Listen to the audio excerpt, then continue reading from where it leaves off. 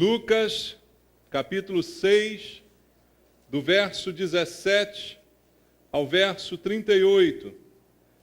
A Bíblia, a palavra de Deus, diz assim: E descendo com eles, parou numa planura onde se encontravam muitos discípulos seus e grande multidão do povo, de toda a Judéia, de Jerusalém e do litoral de Tiro e de Sidom, que vieram para ouvirem e serem curados de suas enfermidades. Também os atormentados por espíritos imundos eram curados, e todos da multidão procuravam tocá-lo, porque dele saía poder e curava a todos. Então, olhando ele para os seus discípulos, disse-lhes: Bem-aventurados vós, os pobres, porque vosso é o reino de Deus. Bem-aventurados vós, os que agora tendes fome, porque sereis fartos. Bem-aventurados vós, os que agora chorais, porque haveis de rir. Bem-aventurados sois quando os homens vos odiarem, e quando vos expulsarem da sua companhia, vos injuriarem e rejeitarem o vosso nome como indigno, por causa do Filho do Homem. Regozijai-vos naquele dia e exultai, porque é grande o vosso galardão no céu, pois dessa forma procederam seus pais com os profetas. Mas, ai de vós, os ricos, porque tendes a vossa consolação. Ai de vós, os que estáis agora fartos, porque vireis a ter fome.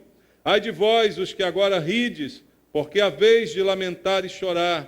Ai de vós, quando todos vos louvarem, porque assim procederam seus pais com os falsos profetas.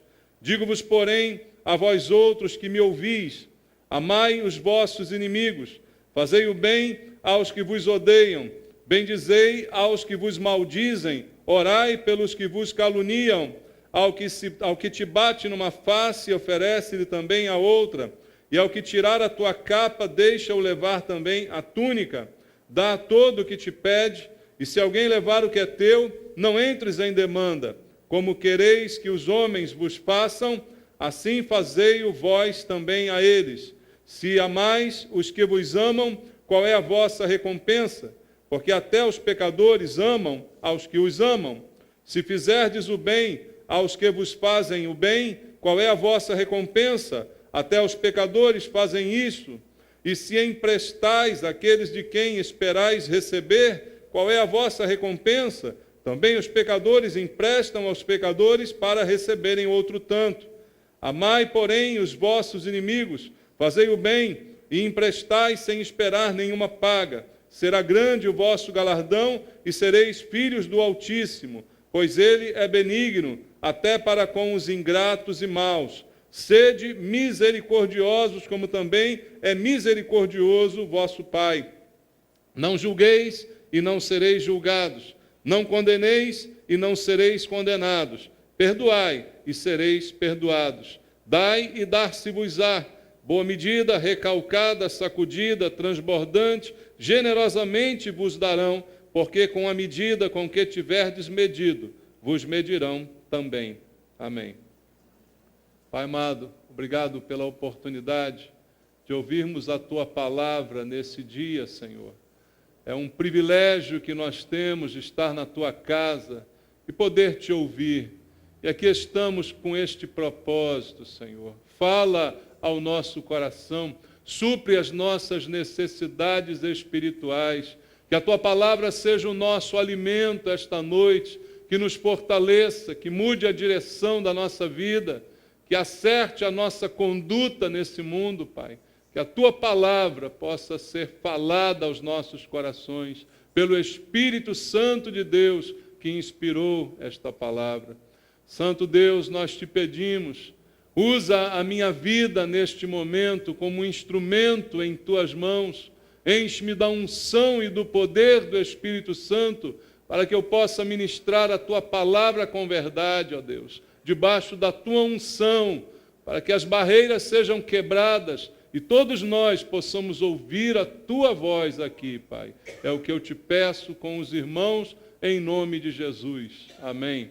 Podem sentar, irmãos. Amados, este texto é bem parecido com aquele outro que está narrado no Evangelho segundo Mateus, capítulo 5, 6 e 7, conhecido como o Sermão do Monte, não é? Aquele texto de Mateus.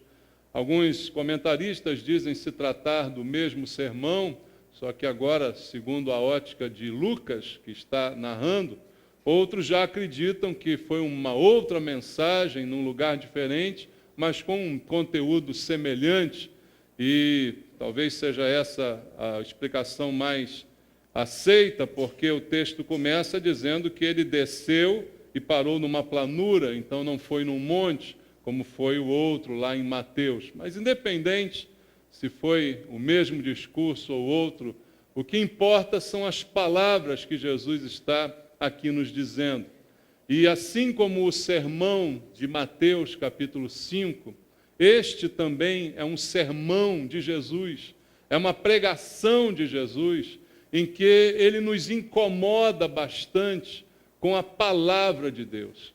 A palavra que ouvimos aqui é muito provocante. Ela é para nos fazer pensar no nosso comportamento, na nossa conduta cristã, nos nossos valores, nas nossas reações diante da vida. Jesus aborda muitas questões da vida prática, do cotidiano, nesses sermões, e isso é para nos fazer pensar, porque ele faz alguns questionamentos. Ele faz muitas afirmações, mas através destas afirmações questiona também muitos dos nossos comportamentos. E alguns questionamentos que esse texto traz para nós. Primeiro, quais são os nossos valores? Que tipo de valores regem a nossa vida? O que damos valor nesse mundo? Jesus questiona isso com as suas palavras. Também, outra coisa que é questionada, como é a nossa conduta no mundo, como nós nos conduzimos como cristãos, como nós nos relacionamos com as pessoas. Jesus fala muitas coisas sobre isso, requerendo de nós um comportamento bem diferente daquele ao qual estamos acostumados. E uma outra pergunta que aí eu faço para nós essa noite: será que nós, ao lermos esta palavra ou aquele sermão de Mateus 5, consideramos que este discurso de Jesus é real? Será que nós consideramos que essas palavras realmente foram ditas por Jesus e que ele realmente espera que a gente tenha um comportamento assim, tal qual ele descreve aqui, irmãos? Eu creio que foi Jesus que falou isso. Eu creio que é a palavra de Deus. E eu creio que ele está esperando que a gente venha a obedecer essa palavra. É importante considerar que ela é real. Por que eu digo isso? Porque parece que a vida vai se desenrolando de uma tal maneira que muitos de nós mesmos na igreja começamos a achar que não é bem assim o que Jesus falou. Começamos a achar que na prática de vida não dá para fazer desse jeito que ele aqui mencionou. Começamos a pesar na balança prejuízos e lucros que vamos ter na nossa vida e achar que não dá para levar muito a sério o que Jesus está falando aqui. E isso é um grande erro, irmãos, porque é sério, é de Deus, e foi Jesus quem disse. E se ele disse, eu creio que nós temos que nos esforçar para obedecer o que aqui está sendo dito. Algumas considerações a respeito deste sermão de Jesus. É interessante observar que Jesus, no início do texto aqui, diz que ele fez muita coisa, que ele curou muita gente, que ele expulsou demônios, e tratou de diversas enfermidades, e que dele saía esse poder, dele saía essa virtude, e isso ele fez a muitas pessoas. Havia sempre uma multidão rodeando Jesus, e todos eram abençoados. Só que me chama a atenção a maneira como o texto aborda essa questão. Versículo 17, onde começamos, diz: e descendo com eles, parou numa planura, onde se encontravam muitos discípulos seus e grande multidão do povo, de toda a Judéia, de Jerusalém, litoral de Tiro e de Sidom, que vieram para quê? O ouvirem e serem curados de suas enfermidades. Também os atormentados por espíritos imundos eram curados, e todos da multidão procuravam tocá-lo, porque dele saía poder e curava a todos. Mas interessante a ordem que a Bíblia coloca no versículo 18, que eles vieram para ouvirem e depois serem curados, serem libertos. Mas há uma prioridade aqui no ouvir Jesus. Hoje em dia essa prioridade já tem sido invertida, não é, irmãos? Às vezes as pessoas procuram chegar à igreja achando que estão chegando próximas a Jesus, mas não mais com o objetivo de ouvi-lo, apenas com o objetivo de serem curadas, libertas e etc, etc. Mas o texto aqui diz que ainda naquele momento, a multidão que o cercava, fora os seus discípulos, vieram para ouvi-lo e depois serem abençoados de toda sorte de bênçãos, como diz aqui o texto. Então, a primeira lição que esse texto me dá é que a prioridade da minha vida deve ser ouvir Jesus. E ouvir subentende-se também com a disposição de obedecer, não é? Porque só ouvir e ignorar o que ele está dizendo não vai produzir mudança nenhuma na minha vida, concorda? Então eu preciso querer ouvi-lo, mas com um imenso desejo de obedecê-lo. Então o texto já me coloca em ordem essas nossas prioridades. Em primeiro lugar, ouvi-lo. A consequência talvez seja ser curado, ser liberto, ou qualquer outro tipo de coisa, de bênçãos que ele possa nos dar. Mas em primeiro lugar, ouvi-lo para poder obedecê-lo. Mas é interessante o detalhe do versículo 20, que diz, então, olhando ele, para quem, irmãos? Para seus discípulos, disse-lhes. Veja, o texto diz que ele desceu para uma planura, para uma planície, um lugar amplo, ele estava rodeado dos seus discípulos e também de várias multidões, que também estavam ali para ouvi-lo. Mas, na hora que ele começa o discurso, mais enfático a pregação em si, para quem ele olha? Para os seus discípulos. Por quê? Porque na multidão, mesmo a princípio, eles querendo ouvi-lo, o maior interesse delas era receber dele alguma coisa, irmãos. Não era simplesmente ouvi-lo. Isso já era assim desde aquela época. Muita gente foi atrás de Jesus querendo receber dele alguma bênção, algum presente. Mas a própria história mostra que esses todos que foram curados, libertos e etc, etc, lá no final gritaram Barrabás, quando Jesus estava diante de Pôncio Pilatos. Então as pessoas estavam ali, mas o maior interesse mesmo era receber alguma coisa. Mas quando ele vai discursar e trazer a lição, trazer um ensinamento precioso, a Bíblia diz que ele olha para os seus discípulos, porque quem ouve realmente Jesus são os discípulos.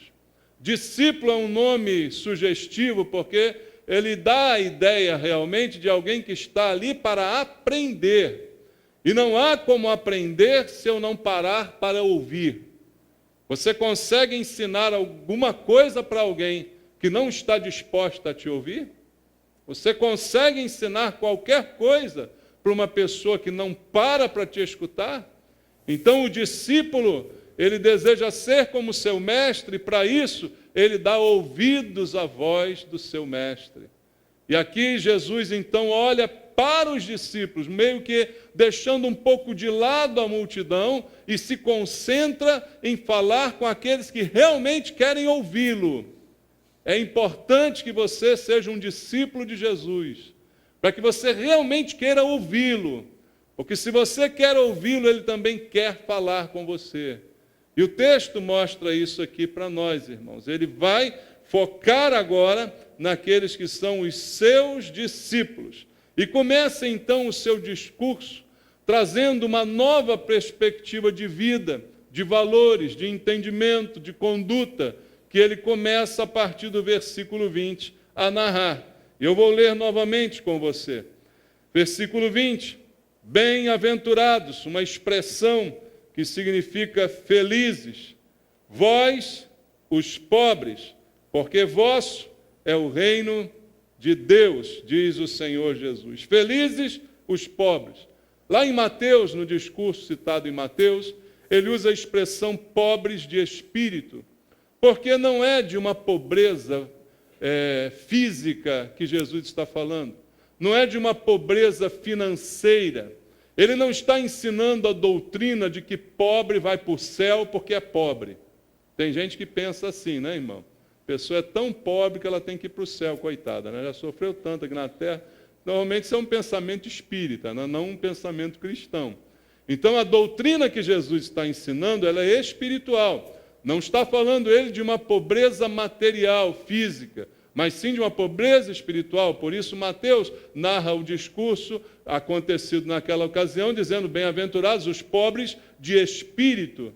São aqueles que não são autossuficientes, são aqueles que são humildes de espírito, são aqueles que sabem que dependem de Deus, porque são pobres no sentido espiritual de que não têm autossuficiência em si mesmos, na sua condição humana. Então são dependentes de Deus. E a esses Jesus está dizendo que são felizes. Por quê? Porque eles realmente, será deles o reino de Deus. Porque são eles que dependem de Deus. O rico, então, acha que é independente. O que se acha muito espiritual, acha que não precisa de Jesus. Por isso ele fala pobre no sentido espiritual. Aquela pessoa que está em dependência de Deus. Esta é feliz. Feliz porque dela é o reino de Deus. O reino que Deus preparou é para esses que se submetem ao seu reinado. O rico não quer se submeter, mas o pobre se submete. O orgulhoso não se submete, mas o humilde se submete. Por isso é deles o reino de Deus, porque foi para eles que o reino foi preparado. É a lição que Jesus está ensinando para nós.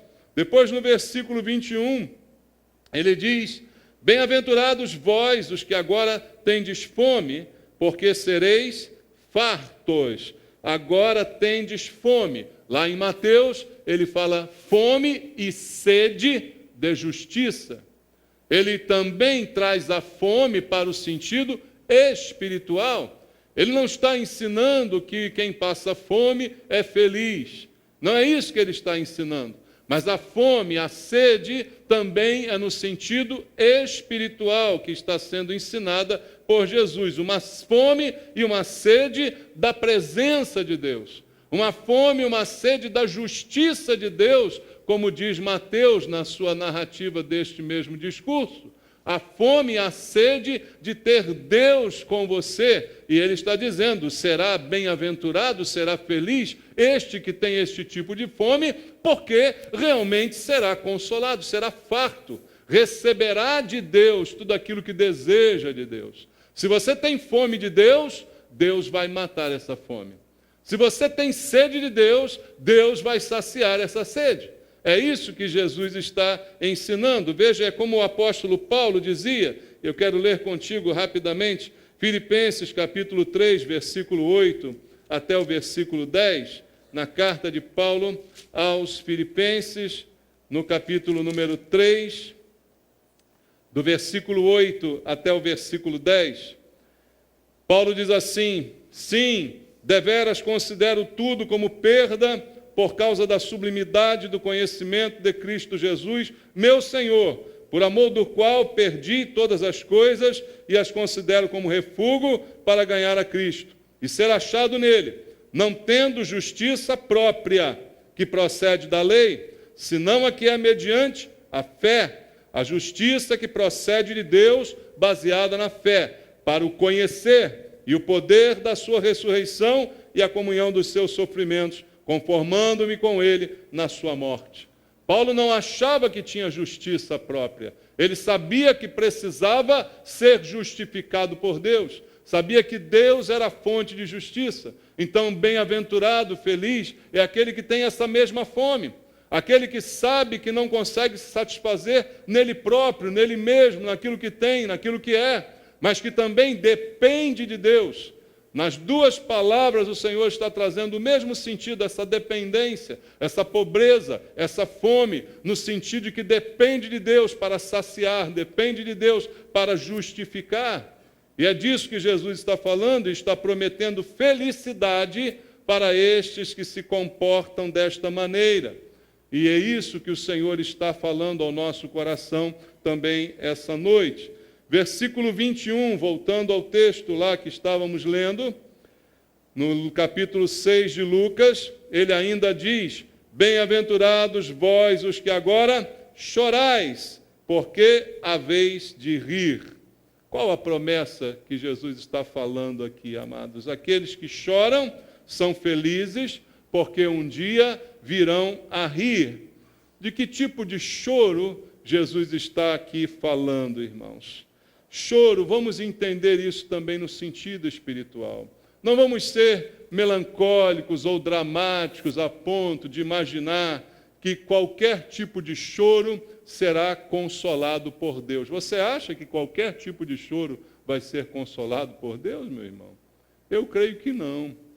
O choro da manha vai ser consolado por Deus? O que você acha? Hein? Não. Então, os textos têm um sentido que não é tão abrangente. Ele deve ser um pouco mais restritivo. Um choro pela melancolia, um choro pela tristeza do pecado, irmãos. As consequências do pecado fazem muita gente chorar, mas não são esses que serão consolados, como está aqui dizendo o texto, irmãos. O choro que será consolado é aquele que choramos em sintonia com o choro de Deus, irmãos. Será que podemos dizer que Deus chora? Eu creio que sim, irmãos. Chora quando nos vê tão afastados do princípio que determinou para cada um de nós, criaturas dele, irmãos. Deus tem chorado por essa humanidade da maneira como está. Mas aquele que chora de acordo com o choro de Deus, esse receberá consolação. Esse se aplica no que Jesus está falando. Um dia há de rir. Por que vai rir? Porque terá a plenitude da presença de Deus por toda a eternidade. O sentido é espiritual, mais uma vez. Não é simplesmente um choro de qualquer natureza que será consolado ou trocado por riso, mas sim aquele choro que está de acordo com os princípios de Deus, que está de acordo com os valores de Deus. Tem gente que chora por cada coisa, irmão, que eu não vou nem te contar. E você acha que Deus vai consolar esse tipo de choro? Esse vai chorar até se arrebentar todinho. E não vai ter consolo não, irmãos. Mas aquele que chora de acordo com os princípios de Deus e valores de Deus, a promessa é garantida, ele um dia há de rir. Por isso este é considerado por Deus como bem-aventurado, como feliz, apesar de estar chorando. Veja como pode Deus considerar feliz alguém que está chorando.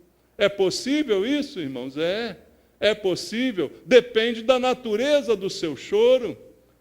A alegria nem sempre se expressa só com sorrisos, irmãos. Às vezes a alegria também se expressa com lágrimas. Você já chorou de alegria? E isso, então, mostra muito bem o que o Senhor está aqui nos ensinando, falando dessas bem-aventuranças, não é?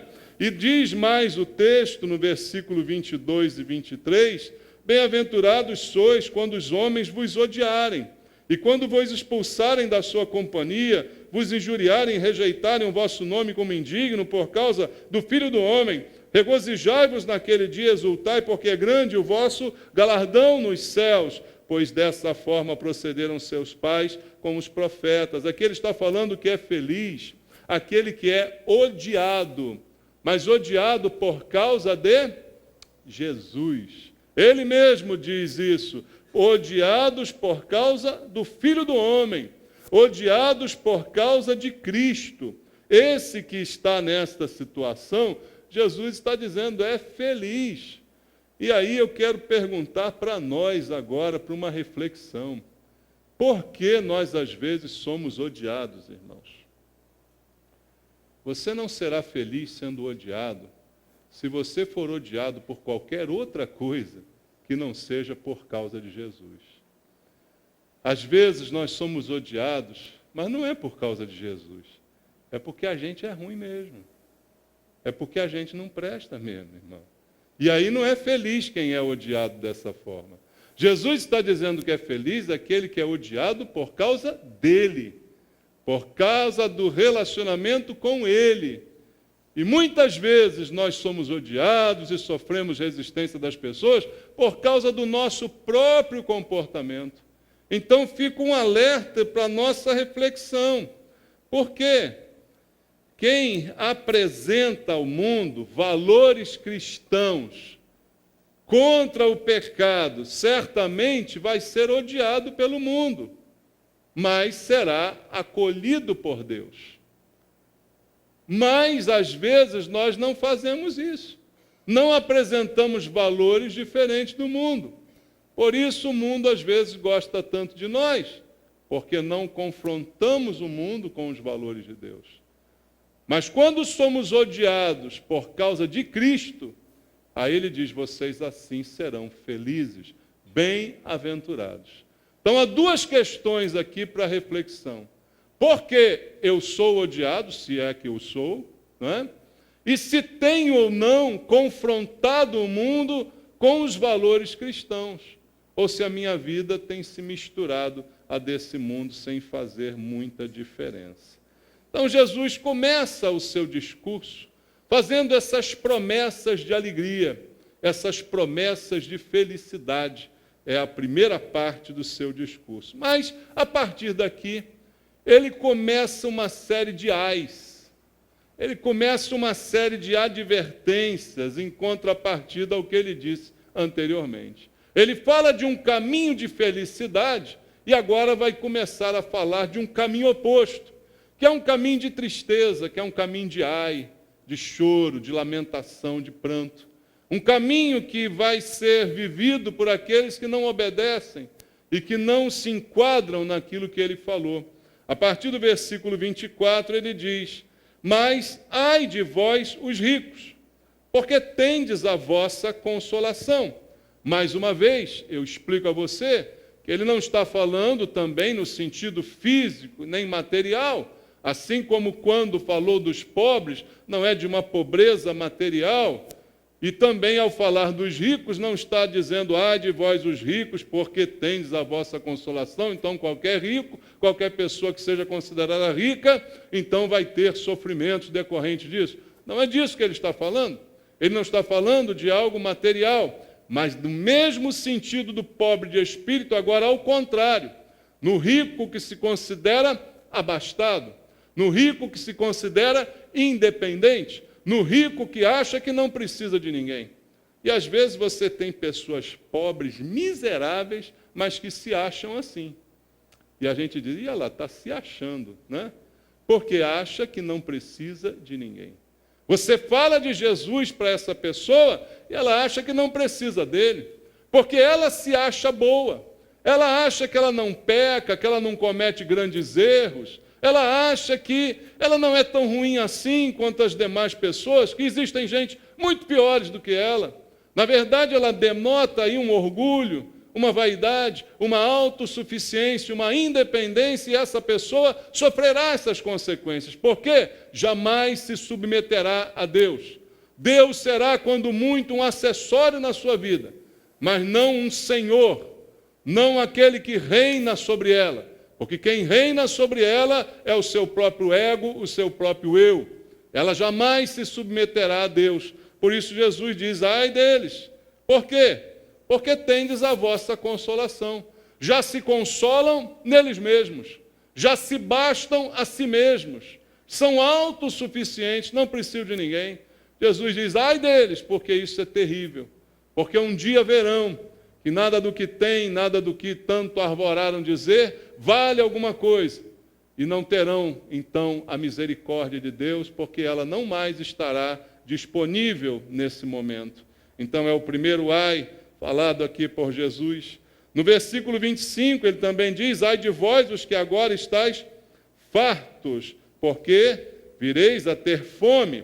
Mais uma vez, se contrapõe aquele outro versículo no sentido espiritual. Se eu entendesse isso no sentido literal, material, físico, queria dizer o seguinte, Todo mundo que um dia está satisfeito, outro dia vai ter fome. De certo modo, isso é verdade, né?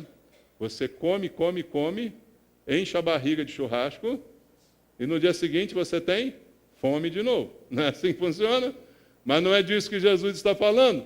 Jesus está contrapondo ao outro versículo que lemos, falando dessa também fome e sede espiritual. E ele vai dizer aqui no versículo 25 que aqueles que estão fartos virão a ter fome. Mais ou menos como o anterior, fartos no sentido de independentes, satisfeitos consigo mesmos, satisfeitos com sua vida, com seu ego, com seus conceitos de moral. Ao invés de serem como outro grupo felizes, porque têm fome e sede da justiça de Deus, esses acham que não precisam de Deus.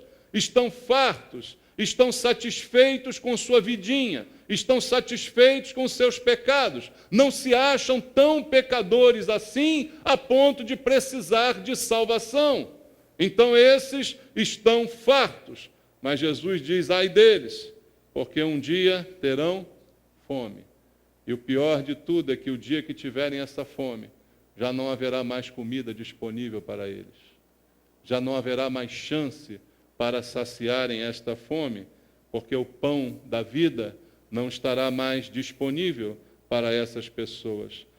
E continua dizendo o mesmo texto, ai de vós os que agora rides, porque a vez de lamentar e chorar, também no sentido espiritual, porque senão entraria na fatalidade de que todo mundo que ri hoje, amanhã vai chorar.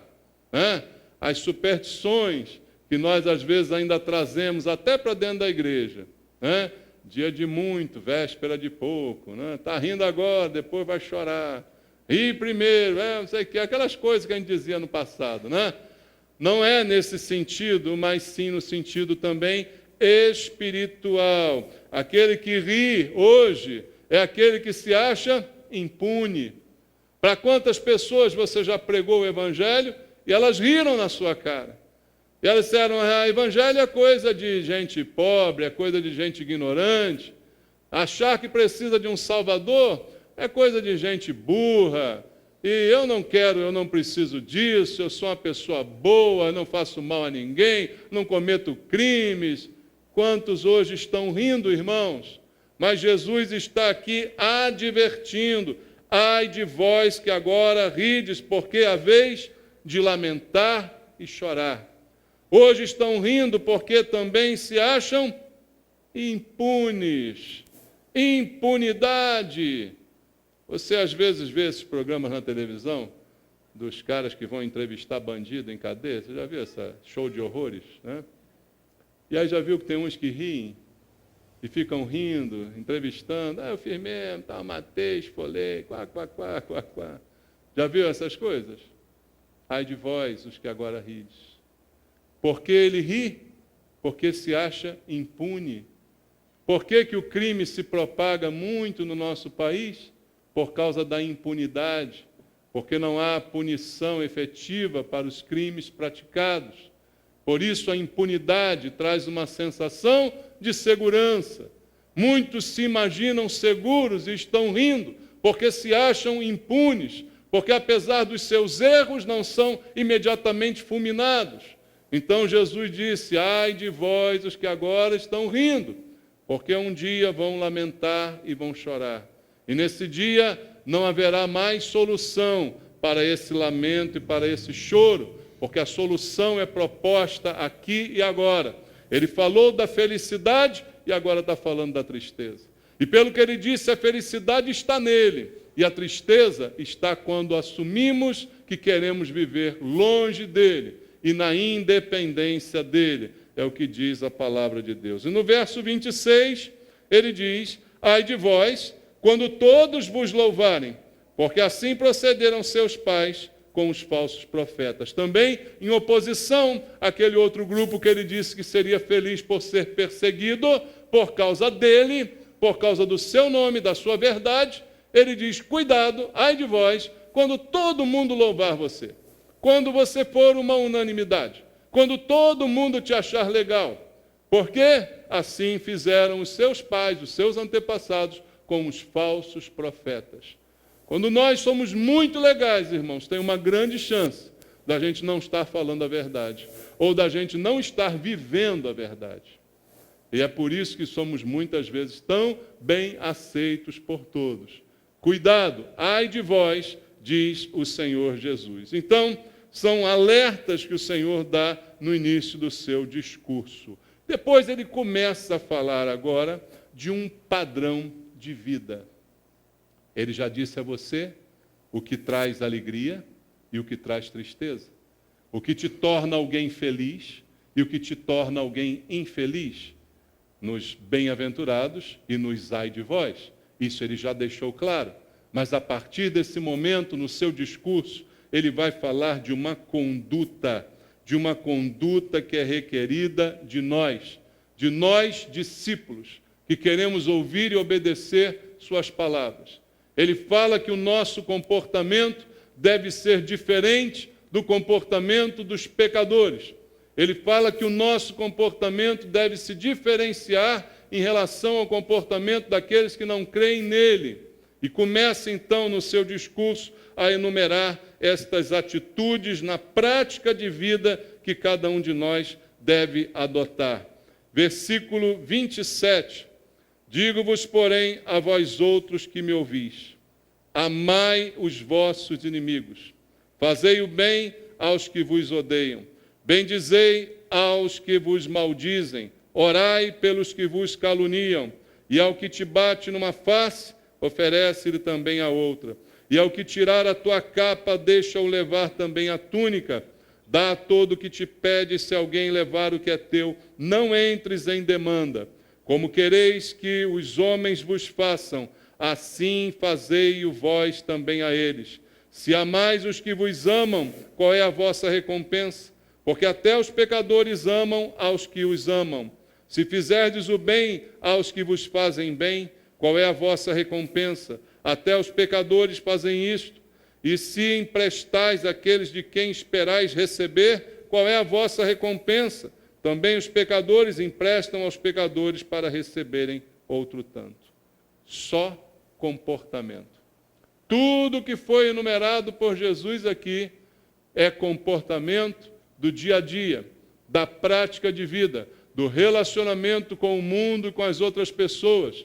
Tudo que ele abordou nessa parte da sua pregação fala de atitude, de conduta, de como devemos nos conduzir em relação às outras pessoas, em relação ao reino de Deus e aquilo em que acreditamos. Se fosse resumir o que ele disse, em tudo que foi falado aqui, poderia ler o versículo 31, onde ele diz: como quereis que os homens vos façam, assim fazei-o vós também a eles. Se ficássemos só aqui pregando sobre este versículo e analisando como ele poderia mudar a nossa vida e o nosso comportamento, e como o mundo seria transformado se nós praticássemos isto de verdade em todos os sentidos da nossa vida. Como quereis que os homens vos façam, assim fazei-o vós também a eles. Da maneira como você quer ser tratado, trate as outras pessoas. Aquilo que você quer de bom para você, dê ao mesmo para as outras pessoas. Tudo que você deseja receber, comece a dar também para as outras pessoas. É um resumo de tudo que Jesus disse aqui. Pensa como seria melhor o mundo. Irmãos, nós queremos melhorar o mundo? Deveríamos querer, não? Nós queremos melhorar o mundo? Alguém aqui quer melhorar o mundo? Como é que você vai começar a fazer isso? Você vai começar a fazer isso dentro de casa. Depois, num sentido um pouco mais amplo, na vizinhança, na rua, no bairro, no trabalho, no colégio, e assim vai. E como você vai fazer isso? Eu vou entrar para a política, eu vou me candidatar, eu vou isso, vou aquilo. Eu acredito que isso não funciona. Se funcionasse, já estava resolvido há muito tempo, né? Porque o que tem de candidato E você viu tudo que se gastou? Você viu que ainda tem papel picado na rua até hoje? Você viu? Você leu que tudo que se gastou nas eleições dava para fazer 3 Copas do Mundo? E estava todo mundo tão indignado com a Copa do Mundo? Por que a gente não fica indignado com esse gasto todo de eleição? Porque isso não vai mudar. O que vai mudar é a atitude individual de cada um de nós. Aplicando para nós e para os que estão à nossa volta os princípios ensinados por Jesus. Não por uma filosofia, não por um filósofo qualquer, não por uma psicologia moderna, mas os princípios ensinados por Jesus. E o que ele ensinou, como você quiser que os homens façam com você, faça também com eles, embora eles possam não fazer com você. Porque o desenrolar do texto mostra isso. Eu vou fazer com os outros o que eu queria que fizessem comigo. Aí você faz, mas a pessoa não faz com você. Aí você desiste de fazer. Ele mesmo vai dizer aqui, quando te ferirem numa face, vira outra. Então o que ele está dizendo, não desista de fazer, mesmo que você não seja correspondido. Não é esse o problema da nossa sociedade, do nosso país? Nós fazemos iguais a todo mundo, não é? Está todo mundo jogando papel no chão? Vou jogar também. Está todo mundo cuspindo no chão? Vou cuspir também. Está todo mundo roubando? Vou roubar também. Não é? Eu vou entrar na onda, eu vou fazer como todo mundo tem feito. Mas Jesus disse, da maneira como você quer ser tratado, trate os outros, mesmo que os outros não te tratem da mesma forma. Mesmo que num primeiro momento não surta efeito, mesmo que numa primeira instância você não receba de volta o que você gostaria de receber, mas faça dessa maneira. Você quer limpar a sua cidade? Comece limpando a porta da sua casa. Comece limpando a porta do seu lar. E se todos fizerem isso, a cidade estará limpa. Princípios que Jesus ensinou, muito claros e muito simples, mas às vezes tão difíceis de serem colocados em prática por cada um de nós que nos dizemos cristãos. E Jesus, eu disse aqui para você no início, não falou isso brincando, ele falou isso sério. Ele não falou isso rindo, ele não disse de maneira jocosa, ele não estava brincando quando falou dessa forma. E eu fico imaginando os discípulos que estavam ouvindo, ele dizer para os discípulos coisas como esta: amai vossos inimigos, faça bem àquele que te odeia, fale bem daquele que fala mal de você, ore por aquele que te calunia. Normalmente o que fazemos é o contrário disso. Os nossos inimigos nós odiamos, fazemos mal para eles, afinal eles merecem, né? Quando falam mal da gente, a gente inventa mais coisa para falar mal do outro, é ou não é? Soltou um podre nosso, a gente vai descobrir um podre do outro para soltar também, não é isso? E quem bate numa face nossa, leva 10 socos na outra cara. Não é assim que funciona? Mas não foi isso que Jesus disse. Ele continua dizendo, ao que te tirar a capa, deixa levar também a túnica. Não, a gente vai lutar até o fim por essa capa. A gente vai se engalfinhar com o outro por causa dessa capa. Ele diz, dá o que te pede, se alguém levar o que é teu, não entres em demanda. Se levar o que é meu, sai de baixo. Vou contratar os melhores advogados e vou arrebentar. Não é isso que Jesus está ensinando. Não é isso que ele está ensinando aqui. E por que ele está ensinando diferente?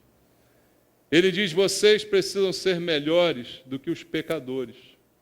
Não que vocês não sejam mais pecadores no sentido mais cru da palavra. Porque pecador é todo aquele que tem a capacidade de pecar. Você não é mais um pecador praticante. Amém? Você não vive na prática do pecado, mas você ainda pode pecar. E você de vez em quando ainda peca. Mas Jesus, quando fala aqui dessas coisas, ele vai dizer que se você fizer bem aos que te fazem bem, qual é a sua recompensa? Pecadores também fazem isso. Bandidos amam as suas mães. Tem bandidos que amam suas famílias, embora com os outros sejam cruéis demais. Ele disse, Pecadores fazem isso da mesma forma. Você precisa ser diferente. Se você empresta aquele que você analisou o crédito, pediu fiador e tal, que recompensa você tem nisso? O banco também faz a mesma coisa. Você se torna igualzinho a um banco. Então, ele está dizendo, nós temos que ser diferentes. Nós precisamos ser superiores a isso. Nosso comportamento, nossa conduta precisam ser melhores do que o padrão do mundo, do que o padrão pecador. Nós temos que viver acima da mediocridade. Esse é o padrão de Jesus para o discípulo de Jesus. Se não é discípulo, isso não se aplica a você. Pode continuar vivendo como você quiser. Mas se você quer ser discípulo, você tem que levar isso a sério. E tem que querer aprender com isso. E cada vez que você não cumprir isso, tem que voltar-se para Deus em arrependimento e mover-se para de uma outra forma fazer diferente, numa outra ocasião, e obedecer ao que aqui está escrito. Essa deve ser a nossa atitude. Porque Jesus dá uma boa razão para isso. Versículo 35, ele diz assim: amai, porém, os vossos inimigos, fazei o bem e emprestai, sem esperar nenhuma paga. Será grande o vosso galardão e sereis o quê? Filhos do Altíssimo, pois ele é benigno até para com os ingratos e maus, nós. Todos nós aqui já fomos ingratos e maus, e ele foi bom conosco e nos salvou. Sede misericordiosos, como também é misericordioso o vosso Pai. Nos 2 versículos ele usa o Pai como exemplo. Ele diz no versículo 35 que eu devo fazer isso tudo, e então eu serei filho do Altíssimo. E no versículo 36, ele diz que se eu for misericordioso, o meu Pai também é misericordioso. Em outras palavras, o que ele está dizendo? O filho deve se parecer com o pai. Quando o filho não se parece com o pai, há alguma coisa esquisita ali. É ou não é, irmãos? Um filho deve se parecer com o pai. É isso que Jesus está falando.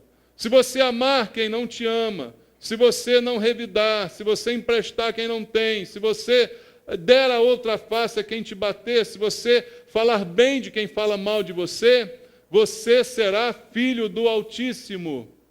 Mas se você não fizer nada disso, for implacável, for vingativo, for tudo isso que todo mundo é, você é filho do capeta. É o contrário disso aqui. Ou você é filho do Altíssimo ou do Baixíssimo. De quem você quer ser filho? É a pergunta. Porque esse é o comportamento do filho. Ele diz por quê? Porque o filho parece com o pai. O filho herda as características do pai. O filho se torna parecido com o pai. Ele diz, o pai é misericordioso. Então você também tem que ser misericordioso. Você não pode ser implacável, vingativo. Você não pode ser assim, porque Deus não é assim. Se você é filho dele, você tem que ser parecido com ele. Você tem que trazer para o seu comportamento as características dele. E ele termina no verso 37, dizendo, não julgueis e não sereis julgados, não condeneis e não sereis condenados. Perdoai e sereis perdoados. Dai e dar-se-vos-á, boa medida, recalcada, sacudida, transbordante, generosamente vos darão, porque com a medida com que tiverdes medido, vos medirão também. Ele termina praticamente o discurso trazendo uma outra lei de Deus invariável, irmãos. A lei de que tudo que eu faço implica, de alguma forma, numa consequência. Alguns chamam isso de lei do retorno e até usam mal, talvez, esse tipo de nomenclatura, mas é o que a Bíblia diz como princípio. De Deus não se zomba, aquilo que o homem semear, ele colherá. Jesus está aqui dizendo que as nossas ações trarão sobre nós consequências. Princípio que ele está aqui nos ensinando. Não julgue e você não será julgado. Não condene e você não será condenado. Perdoe e você será perdoado. Mas se ao contrário você julgar, você será julgado. Veja, Deus não proíbe o julgamento. Ele apenas alerta que com a mesma medida com que você julgar, da mesma medida te medirão também. Consequência da sua atitude. Se você condena, você também é condenado. E se você não perdoa, você também não é perdoado. Consequência. Mas quando ele fala de dar, consequência, dar-se-vos-á. Boa medida, recalcada, sacudida, transbordante, generosa. Porque com a medida com que você tiver medido, te medirão também. Se você dá muito, você recebe muito. Se você leva o versículo 31 a sério, mesmo em momentos imediatos, você não veja o retorno disso à primeira vista. Você fez com alguém o que você gostaria que ela fizesse contigo, e ela não fez nada que você gostaria que ela fizesse. O que Jesus está dizendo aqui é: continua fazendo,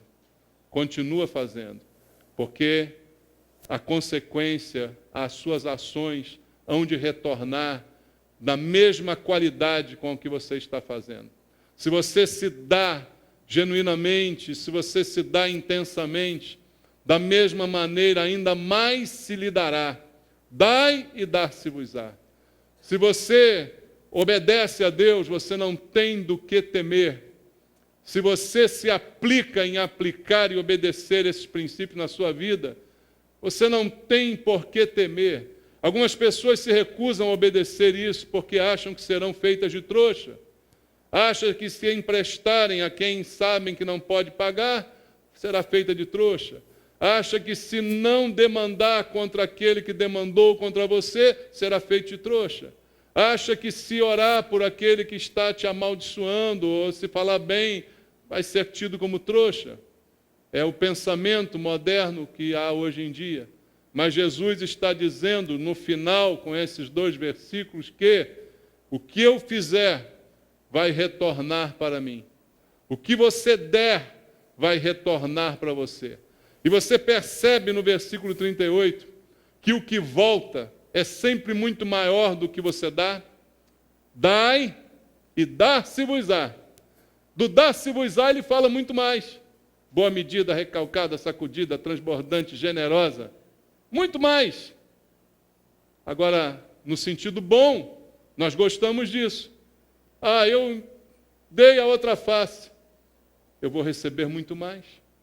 Eu dei dinheiro, eu emprestei, eu fiz, eu orei, vou receber muito mais. Mas, no sentido inverso, isso também se aplica. Eu dei vingança, você vai receber muito mais vingança. Eu dei cara feia, você vai receber muito mais cara feia. Eu dei xingamento, você vai receber muito mais xingamento. Você entende isso? É o princípio que Jesus está aqui ensinando. Então eu creio que Deus quer nos recompensar com essa medida abundante, mas Ele quer que, primeiramente, a gente possa se dar a Ele como discípulo, como aquele que quer aprender, não para conhecer, mas para praticar. Não aprenda a palavra de Deus para que você seja sábio nela. Aprenda a palavra de Deus para que você seja praticante dela. Não adianta conhecer se a gente não colocar em prática. E quem ensina é Jesus, é o mestre. Quem aprende é o discípulo. Tem discípulo aqui essa noite? Então aprenda com Jesus. Aprenda, e agora, assim que acabar o culto, está na hora de começar a praticar a lição. Assim que você terminar o culto aqui, está na hora de começar a colocar em prática tudo aquilo que Jesus ensinou para nós essa noite. Amém? Vamos fazer uma oração? Eu quero orar por você que tem tido dificuldades em obedecer a Deus nessa palavra, por você que talvez tenha sido distraído com relação a esse ensinamento tão precioso de Jesus. Vamos fazer uma oração essa noite e dizer para Ele: Pai, me perdoa os meus pecados. Perdoa, Senhor, quando não dei ouvidos à Tua palavra. Ou perdoa, Deus, mesmo quando, conhecendo a Tua palavra, decidi fazer diferente. Mesmo sabendo o que o Senhor requer de mim, decidi tomar uma atitude diferente. Perdoa, Pai, os nossos pecados essa noite. Perdoa as vezes em que falhamos em praticar aquilo que ouvimos na Tua casa. Perdoa, Senhor.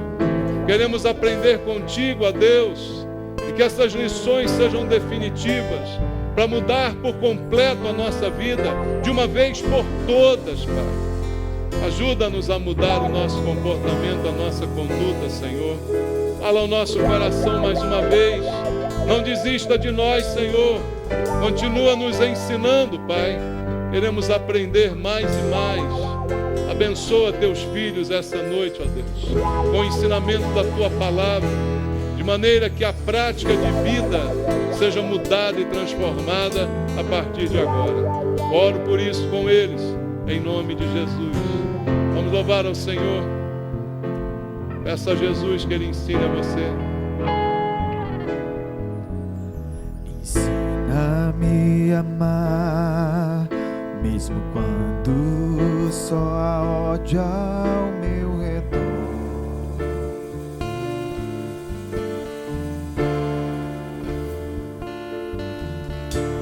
Ensina-me a dar, Louva ao mesmo Senhor. quando não há nada a receber. Louva com o coração essa canção. Peça a Deus.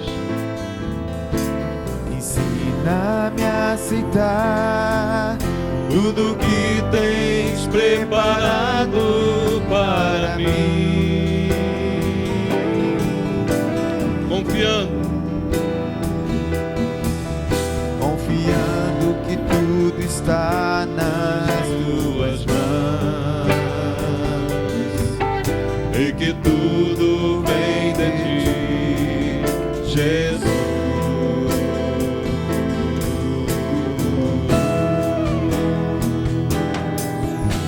Ensina-me a adorar, mesmo quando há pranto em meu coração.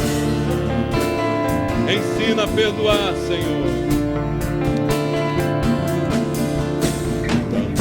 A perdoar, como a mim tens revelado o teu perdão.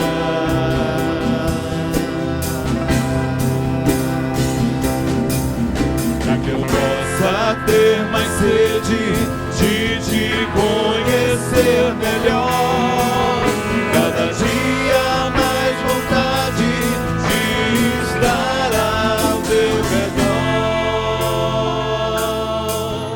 escutando o teu falar, sentindo o teu amor, vivendo junto a ti, Senhor.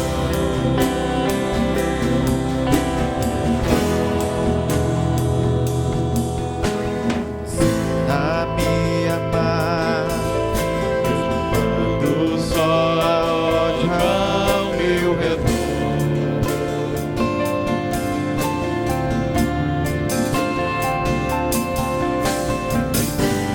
Me a dar, mesmo quando não há nada a receber.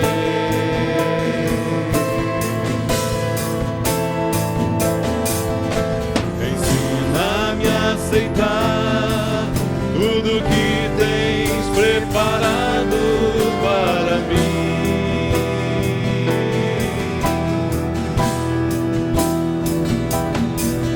confiando que tudo está em tuas mãos e que tudo vem de ti, Jesus.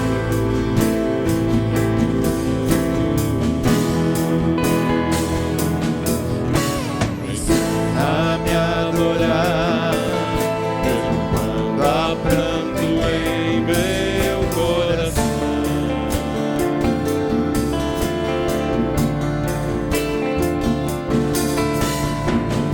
A perdoar, como a mim tens revelado o teu perdão,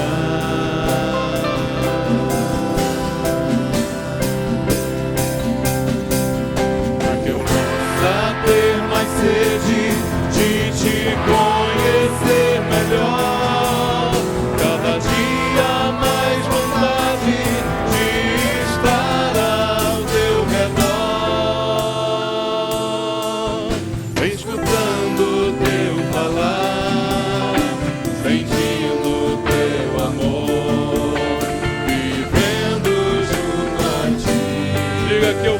possa ter mais sede, Senhor. Possa ter mais sede e te conhecer melhor. Cada dia mais vontade de estar ao teu redor, escutando o teu falar, sentindo o teu amor, vivendo junto a ti, Senhor. Vivendo junto a ti, Senhor. Vivendo junto a ti, Senhor. Amém, Senhor. Junto a ti, ó Deus. Ensina, Pai. Ensina-nos, Senhor. Em nome de Jesus, que o Senhor possa nos ensinar e que a gente possa aprender para praticar. Amém, irmãos?